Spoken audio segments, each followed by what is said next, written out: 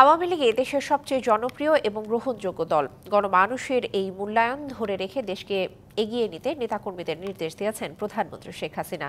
দলীয় সভাপতির স্বদেশ প্রত্যাবর্তন দিবস উপলক্ষে আওয়ামী লীগ সহযোগী ও অঙ্গ সংগঠনের নেতাকর্মীরা গণভবনে শুভেচ্ছা জানাতে গেলে তিনি এই নির্দেশ দেন। দেশের মানুষের অধিকার প্রতিষ্ঠা করতে মৃত্যু ঝুঁকি উপেক্ষা করে তিনি দেশে ফিরেছিলেন বলেও জানান শেখ হাসিনা। বঙ্গবন্ধু কন্যা বলেন, রাজনৈতিক কর্মীদের সদিচ্ছা ছাড়া দেশকে এগিয়ে নেওয়া সম্ভব নয়। ভবিষ্যৎ প্রজন্মের জন্য উন্নত বাংলাদেশ গড়ে তুলতে সকল আওয়ামী লীগ নেতাকর্মীদের জনগণের পাশে থেকে কাজ করার নির্দেশনা দেন শেখ হাসিনা। জনগণের কাছে সবথেকে গ্রহণযোগ্য দল আওয়ামী লীগ।